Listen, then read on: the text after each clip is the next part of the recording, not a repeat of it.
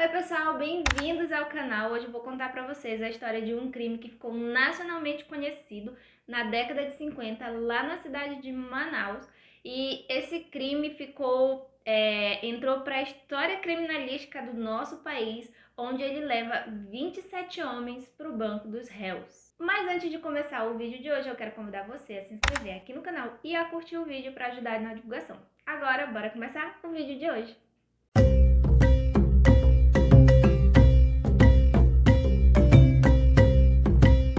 Delmo Campelo Pereira era um jovem estudante. Ele era filho do dono de uma das serrarias mais importantes ali na época em Manaus e era meio que playboy, sabe? Não gostava de trabalhar, só queria saber de farra, de curtir. E o Delmo, ele era sócio de um clube lá de Manaus que sempre tinha festas, essas coisas. E na época ia ter uma festa de carnaval.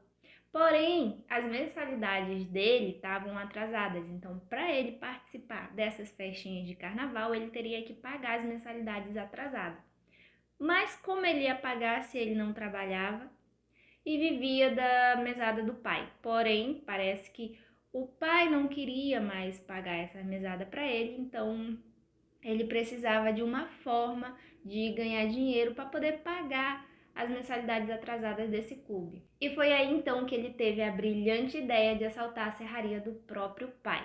Então, na noite de 31 de janeiro de 1952, Delmo pega um táxi, na época conhecido como chofer, e vai até a serraria do pai.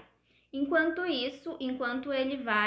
entra ali na serraria, ele pede para que o José Honório, o motorista do táxi, o chofer, né, vá dar uma volta ali pelo barranco enquanto ele vai resolver os assuntos que ele tem para resolver. E fique lá esperando até ele voltar. Então o Delmo vai até a serraria, chegando lá ele encontra José Firmino, que é o vigilante da serraria, e fala para José Firmino que ele precisa fazer uma vistoria ali dentro, porque ele tem uma suspeita de princípio de incêndio no interior do local. Mas o José Firmino fica relutante e diz que não precisa, porque há poucos minutos ele já tinha feito uma vistoria e não tinha encontrado nada de errado, nada de diferente. Mas Delmo insiste e quando ele percebe que o José Firmino não vai deixar ele entrar, ele acerta José Firmino por trás com uma chave inglesa com vários golpes na cabeça. Depois que o José Firmino cai no chão, ele pega o corpo e esconde por trás de uns tambores de óleo que tem por ali por o interior do local. Em seguida, ele procura ali o dinheiro, não encontra, a única coisa que ele consegue encontrar ali é uma arma, então ele pega essa arma e volta pro táxi. Dentro do táxi, o Delmo ele fica muito nervoso porque na cabeça dele ele acha que o José Honório, o motorista, tenha visto alguma coisa, ele não sabe se viu ou se não viu, mas ele fica com aquela pulga de trás da orelha pensando se ele viu ou não viu o que ele tinha acabado de fazer. Então ele pede para que o José Honório vá até um cabaré que tinha a uns quilômetros bem distante dali. Então José Honório vai até esse cabaré, né? E pouco antes de chegar, o Delmo pede para que ele vá um pouco mais longe para um outro lugar, uma outra estrada que tem. E o motorista faz e vai até onde o Delmo quer, chegando num lugar bem distante da cidade, a vários quilômetros de distância. Ele pede para que José Honório pare o carro, que ele precisa fazer o número 2. Então o Delmo desce do carro, se afasta um pouco e fica agachado de coca, como se estivesse fazendo realmente ali o número 2. Depois ele pede para que José Honório leve até ele um pedaço de papel. Então José Honório leva o pedaço de papel para ele, né? E quando o José Honório vira de costa, o Delmo atira no José Honório com vários tiros. E depois ele pega o corpo do José Honório e joga contra um arame farpado. Então, no dia seguinte, a cidade acorda chocada com a notícia que foi encontrado um corpo em um arame farpado de um chofer. A classe dos taxistas, na época chofer, eles ficaram revoltados com o que tinha acontecido com o colega deles, então começou ali uma revolta generalizada e Delmo ficou muito assustado com o que estava acontecendo, que as pessoas já tinham descoberto sobre o corpo. Então ele vai até o pai dele e conta tudo o que ele fez na noite anterior. Mas, para surpresa de Delmo, José Firmino, vigilante da serraria, não havia morrido. Ele conseguiu sobreviver e foi até a delegacia. Ele já tinha ido na delegacia e tinha dado todo o depoimento, feita a denúncia e entregado Delmo para a polícia. Então, Delmo não teve outra saída a não ser se entregar. Então, Delmo vai até a delegacia, ele se entrega e conta tudo o que ele tinha feito. Mas José Firmino contou para a polícia que Delmo tinha mais 2 cúmplices.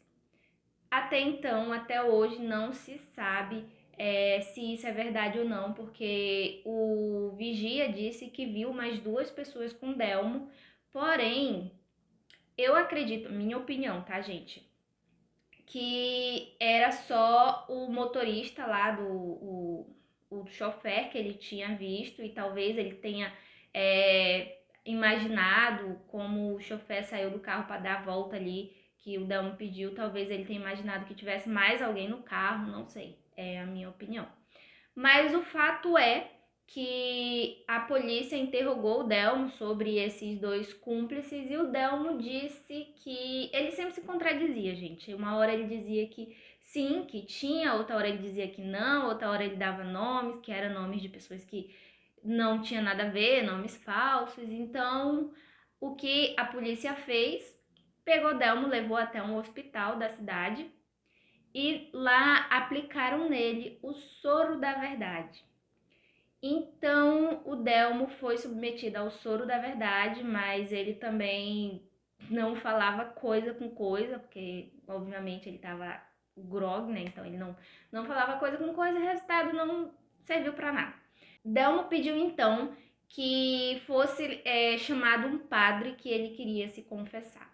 Então, assim, a polícia fez, levou esse padre até o hospital onde o Delmo estava e ele confessou tudo o que tinha feito para esse padre. Mas, segredo de confissão, né, minha gente? Então, colocaram o Delmo de volta numa ambulância para levar para a delegacia, mas aí é que a coisa fica muito pior. Tudo só piora depois daí, porque, como eu disse, a classe de motorista ali, dos taxistas, estavam revoltadíssimos com o que tinha acontecido com o colega deles. E eles seguiram essa ambulância, que, segundo o que consta na história, ela já andava bem lenta. Não sei se propositalmente ou por conta da estrada, não sabemos, mas ela andava bem lenta. Então era em torno de uns 52 motoristas. Eles tiraram o Delmo de dentro da ambulância e botaram dentro de um dos carros deles e levaram para um lugar muito, mas muito longe, de difícil acesso, tanto que eles nem foram até lá de carro, uma boa parte. Para chegar lá eles tiveram que ir andando com o Delmo na posse deles. Chegando nesse local, eles espancaram o Delmo com tudo que tinha ali, com fio elétrico, com pau e... Enfim, fizeram uma barbárie com o Delmo. Quando o Delmo foi encontrado, ele estava com a barriga dele aberta do umbigo até o pescoço. O Delmo foi encontrado nu da cintura para baixo, para cima, no caso, né? Da cintura para cima, com uma situação deplorável. Os taxistas fizeram justiça com as próprias mãos e não tinha uma parte sequer do corpo de Delmo que não tivesse machucada por espancamento. Então, mesmo depois do que Delmo fez, o corpo dele, da forma que foi encontrada, era digna de pena. Dezenas de motoristas foram presos, houveram vários depoimentos, acreações. A sociedade exigia a punição dos culpados pelo massacre do estudante. Dentre 60 suspeitos iniciais, mais de 40 foram levados à penitenciária central, aguardando o fim das investigações e a sentença de pronúncia. Ao final, entre um caso de suicídio, um de loucura, uma fuga cinematográfica e vários suspeitos impronunciados, 28 pessoas foram ao banco dos réus pelo assassinato do jovem. Atualmente, no Palácio da Justiça, que fica na Avenida Eduardo Ribeiro, lá no centro de Manaus, tem uma exposição do crime com fotos e fala um pouco sobre o julgamento desses homens, desses motoristas que foram para o banco dos réus, exposto lá no museu, que o Palácio da Justiça hoje em dia é um museu. Então, quem quiser, tiver interesse de ir lá, é só fazer uma visita e é totalmente grátis. Bom, gente, esse foi o vídeo de hoje. Eu espero muito que vocês tenham gostado. Se vocês gostaram e já se inscreveram, não se inscreveram? Então se inscreve, não esquece. E curte o vídeo também. E até o próximo vídeo. Se você tiver alguma ideia de algum vídeo que vocês queiram que eu traga aqui pro canal pra vocês, é só deixar aqui nos comentários. Beijo!